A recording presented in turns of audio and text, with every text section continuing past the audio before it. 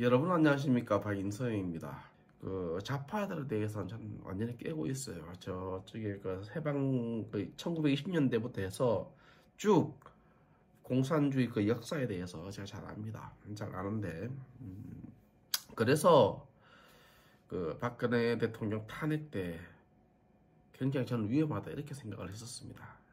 다행히 그 문재인 정부를 거쳐가지고 윤석열 대통령이 이제 됐었죠. 근데 윤석열 대통령도 사실은 좌파 진영에 있던 사람 아닙니까? 그 박근혜 대통령도 이제 탄핵을 시켰고, 다 탄핵을 시켰다기 본인이 직접 탄핵을 시킨 건 아니지만 구속을 시켰죠. 한동훈이하고 같이, 그죠?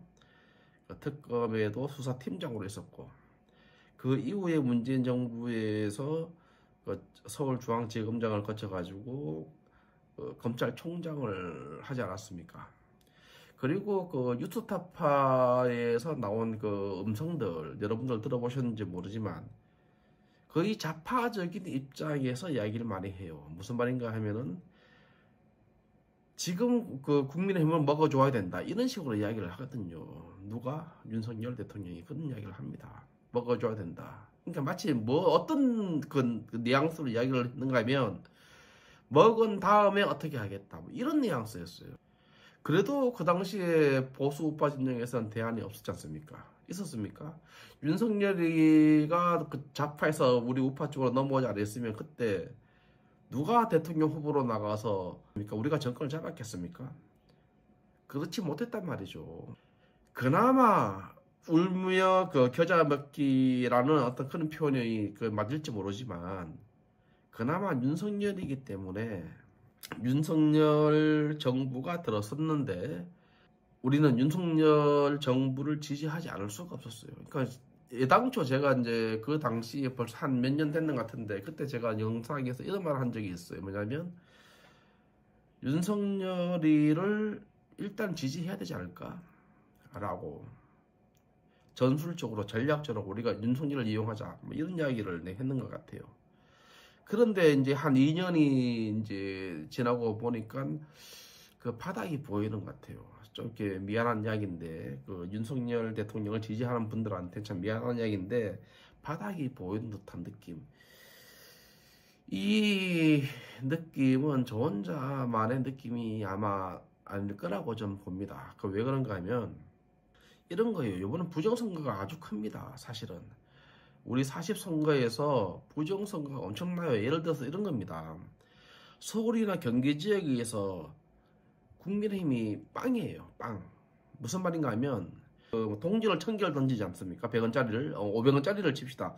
500원짜리를 1000개를 던져가지고 바닥에 떨어지면 전부 다 똑같은 면이 나왔다는 겁니다.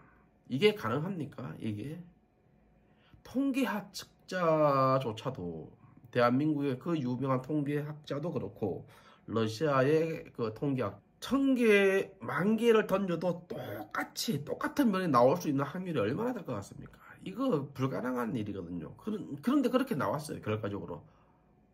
그러니까 관내 선거에서, 그러니까 그 사전선거 함에서 전부 다 몰표가 나온 겁니다. 이게 가능하다고 보십니까?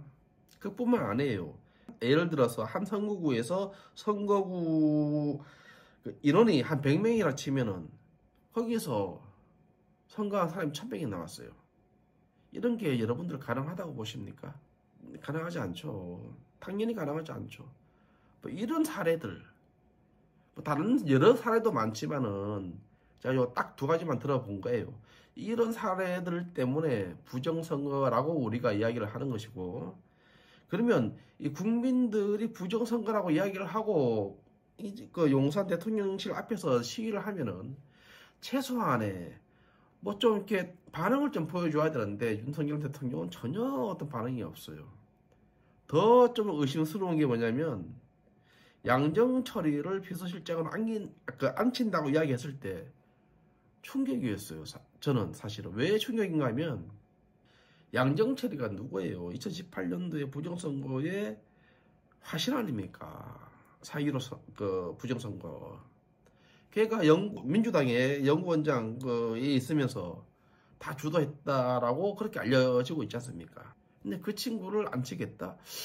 아, 의아했어요. 그리고 그 다음에 또 의아했는 게 뭐냐면 갑자기 그 누구야 그 민주당의 이재명 대표하고 회담을 한다고 이야기했을 때 그때도 좀 쇼크했어요.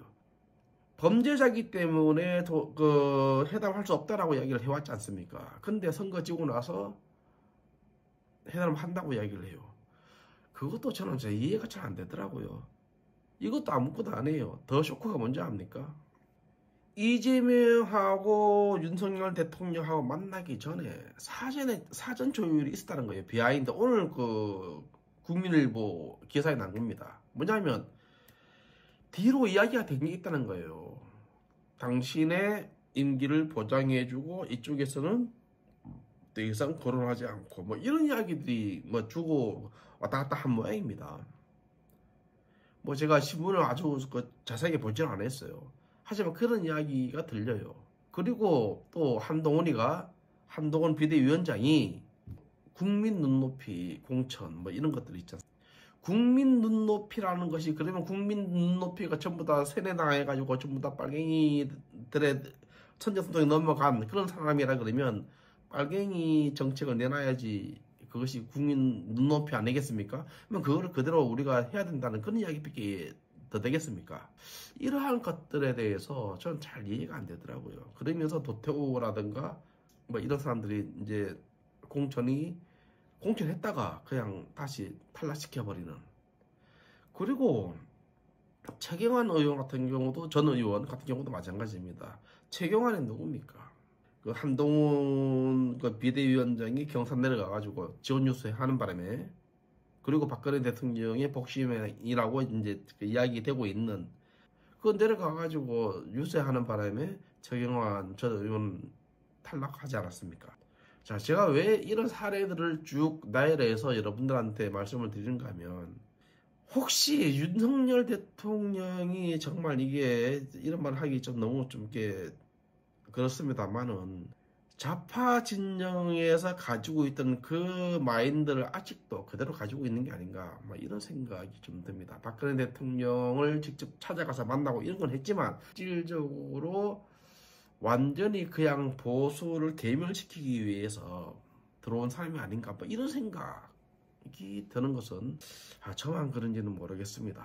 그래서 여러분들한테 이제 드리고 싶은 말씀은 우리가 보수우파 대통령이라고 윤석열을 이제 뽑아가지고 대통령을 만들어 놨지만 이재명 눈치 보라고 더불어민주당 눈치 보라고 대통령으로 세우지 않았지 않습니까? 그들의 선전선동을 차단하고 정말 자유민주주의, 자유경제 이 기치를 바탕으로 해서 대한민국을 다시 한번 바로 세워달라 이런 의미로서 윤석열을 뽑았는데 시간이 갈수록 자꾸 실망스러워요. 그래서 이제는 대한민국을 정말 생각하는 윤석열이고 한동훈이고 간에 정말 자유민주주의를 생각하는 사람들끼리의 어떤 그런 것들이 필요하지 않을까. 뭐 이런 생각을 하게 된 배경이 이번 부정선거와 관련해서 뭐 그런 생각이 많이 들었습니다. 많이 들었는데 여기에 대해서 윤석열 대통령이 제대로 그 대응을 하지 않는 것에 대한 생각 때문이에요. 그 제대로만 대응을 했어도 제가 이런 생각이 들지 않았을 것 같은데 뭐 마치 같은 편인 양 그리고 뭐 양정철이를 비서실장으로 앉힌다는 둥 물론 이미 지나간 이야기고 뭐 다른 사람으로 뭐 한다는 이야기가 이제 들려오지만은 그런 생각을 가지고 있다는 그 자체가 저는 이미 우리가 윤석열 대통령한테 좀 이렇게 너무 많은 기대를 가지고 있었고 그것을 윤석열 대통령이 알고 우리를 이용한 것이 아닌가 뭐 이런 생각조차도 듭니다. 여러분 우파 국민들 저한테 제가 이런 말 한다고 해서 저한테 실망할 이유는 하나도 없습니다. 지금 현실을 바로 봐야 돼요. 이게 어떤 상황하고 똑같은가 하면은 지금 박정희 대통령이 혁명하기 전 그 상황하고 똑같고 또 하나는 뭐냐면 우리가 건국전에 이승만 대통령이 48년도 8월 15일 건국전에 남로당 애들이 그 난리를 치던 그 상황하고 똑같습니다. 지난 영상에도 말씀드렸지만은 용산 철도 파업, 대구 그 폭동, 그리고 제주 여수 반란 계속 쭉 이어지는 그러한 상황 속에서 우리가 어렵게, 그리고 또 뭡니까, 김구의 방해 이런 것도 있었지 않습니까? 그 가운데 대한민국이 건국이 된 거예요.